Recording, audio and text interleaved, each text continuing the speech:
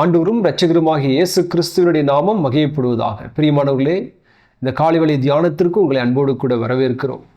கொடுத்தல் என்ற தலைப்பின் கீழாக இன்று பேச நான் விரும்புகிறேன். கொடுத்தல் கிறிஸ்துவ வாழ்க்கையின் இன்றியமையாத ஒரு குணமாக இருக்கிறது. கிறிஸ்துவ வாழ்வு என்பது வாங்குகிறதை பார்க்கிலும் கொடுத்தல் என்று அப்போஸ்தலனாகிய பவுல் அப்போஸ்தலர் 20ஆம் அதிகாரம் 35வது வசனத்திலே சொல்லுகிறார். இப்படி பிரயாசப்பட்டு பலவீனரை தாங்கவும் வாங்குகிறதை பார்க்கிலும் கொடுக்கிறதே பாக்கியம் என்று கர்த்தராகிய இயேசு சொன்ன வார்த்தைகளை நினைக்கவும் வேண்டும் என்று எல்லா விதத்திலேயும் உங்களுக்கு காண்பித்தேன் என்றார். ஒரு சிறு சம்பவத்தை உங்களுக்கு நான் சொல்ல விரும்புகிறேன். ஒரு கிறிஸ்துவ தாயார் ஊழியத்திற்காக தன்னுடைய மூத்த மகளை மிஷனரியாக அந்த குறிப்பிட்ட இடத்திற்கு அனுப்பினார்கள். ஆனால் அங்கே இருந்த கிறிஸ்துவ விரோதிகள் அவர்களை கொன்று போட்டார்கள். இரண்டாவதாக தன்னுடைய இரண்டாவது மகளையும் அதே இடத்திற்கு அனுப்பினார்கள். அவளையும் என்ன செய்தார்கள் என்றால் கொன்று போட்டார்கள். தன்னுடைய கடைசி மகளை அங்கே அதே இடத்திற்கு மிஷனரியாக அனுப்பினார்கள். அவளையும் அவர்கள் கொன்று போட்டார்கள். அப்பொழுது அங்கிருந்தவர்கள் எல்லாரும் அவளுக்கு ஆறுதல் சொல்லும்படியாக, அந்த தாயாருக்கு ஆறுதல் சொல்லும்படியாக கூடி வந்து அவர்களை ஆறுதல் படுத்தினார்கள்.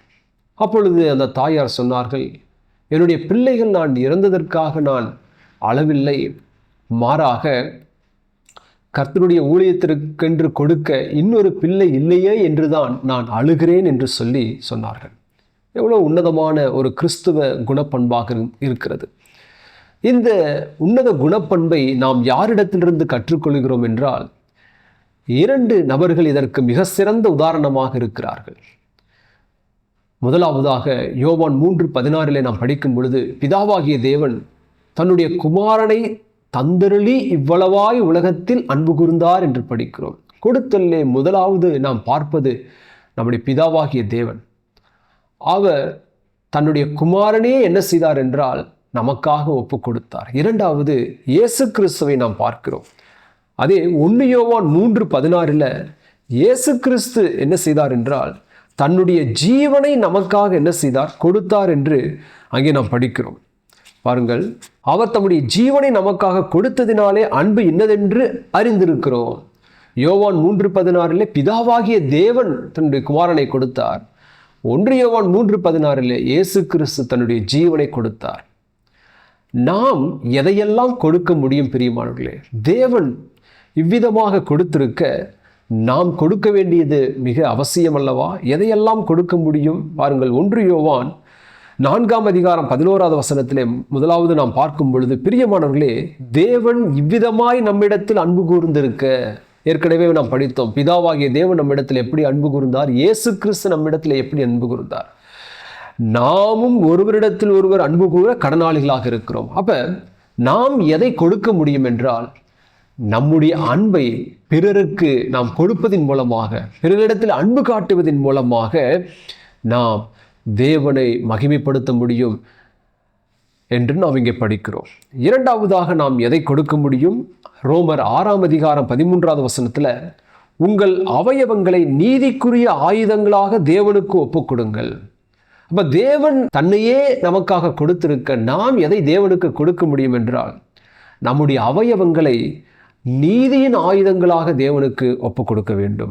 மூன்றாவதாக அப்போஸ்தலர் 20ஆம் அதிகாரம் 35வது வசனத்தில் அங்கே நாம் ஏற்கனவே படித்தது போல கொடுக்கிறதே பாக்கியம் என்று சொல்லி நாம் படித்தோம். அப்போ அப்போஸ்தலர் நடவடிக்கைகளை நாம் பார்க்கும் பொழுது 11ஆம் அதிகாரம் 29, 30 ஆகிய வசனங்களில் அங்கே குறைச்சல் உள்ளவர்களுக்கு சபையார் என்ன செய்தார்கள் என்றால் கொடுத்தார்கள் என்று சொல்லி நாம் படிக்கிறோம். அப்போஸ்தலர் 11ஆம் அதிகாரம் 29வது வசனம், அப்பொழுது சீஷரில் அவரவர் தங்கள் தங்கள் திராணிக்கு தக்கதாக யூதேயாவிலும் குடியிருக்கிற சகோதரருக்கு உதவியாக பணம் சேகரித்து அனுப்ப வேண்டும் என்று தீர்மானம் பண்ணினார்கள். அப்படியே அவர்கள் சேகரித்து பர்னபா, சவுல் என்பவர்களுடைய கையிலே கொடுத்தார்கள், மூப்பரிடத்திற்கு அனுப்பினார்கள் என்று நாம் படிக்கிறோம். அப்ப நாம் எதை கொடுக்க முடியும் என்றால், பிரியமானவர்களே, நம்முடைய பணத்தை நாம் கொடுத்து தேவனை நாம் சேவிக்க முடியும். இயேசு கிறிஸ்து ஊழியம் செய்த பொழுது லூக்கா 8ஆம் அதிகாரம் 3வது வசனத்தில் தங்களுடைய ஆஸ்தியினாலே கர்த்தருக்கு ஊழியம் செய்த ஸ்திரீகள் என்று சொல்லி நாம் பார்க்கிறோம். அப்போ தேவன் நமக்கு கொடுத்த அங்கே செல்வத்தை, அங்கே பொருட்களை, நம் பணத்தை கர்த்தருக்கென்று கொடுத்து, அங்கே ஏழை எளிய ஜனங்களுக்கு கொடுத்து, முடியாத விசுவாசிகளுக்கு கொடுத்து கர்த்தருக்கு நாம் சேவை செய்ய முடியும். அதே போல் 4ஆவதாக ரோமர் 12ஆம் அதிகாரம் 1வது வசனத்தில் உங்கள் சரீரங்களை பரிசுத்தமும் தேவனுக்கு பிரியமான ஜீவ பலியாக ஒப்பு கொடுத்து நாம் தேவனை என்ன செய்ய முடியும் என்றால் அங்கே ஆராதிக்க முடியும் என்று சொல்லி நாம் பார்க்கிறோம். ஆகவே நம்முடைய சரீரங்களை ஜீவ பலியாக தேவனுக்கு ஒப்பு கொடுத்து நாம் அவரை ஆராதிக்க வேண்டும். அடுத்ததாக 5ஆவதாக பார்க்கும் பொழுது 1 சாமுவேல் 1ஆம் அதிகாரம் 28வது வசனத்தில் அன்னாள் அங்கே தன்னுடைய குழந்தையை சாமுவேலை கர்த்தருக்கென்று என்ன செய்தாள் என்றால் ஒப்பு கொடுத்தார். அங்கே நீங்கள் படிக்கும் பொழுது அவன் உயிரோடு இருக்கும் சகல நாளும் அவனை கர்த்தருக்கே ஒப்பு கொடுக்கிறேன் என்றாள் என்று படிக்கிறோம். ஆக தன்னுடைய குழந்தையை கர்த்தருக்கு ஒப்பு கொடுத்து, கர்த்தருடைய ஊழியத்திற்கு ஒப்பு கொடுத்து அங்கே தேவனை மகிமைப்படுத்துகிறதை நாம் பார்க்கிறோம்.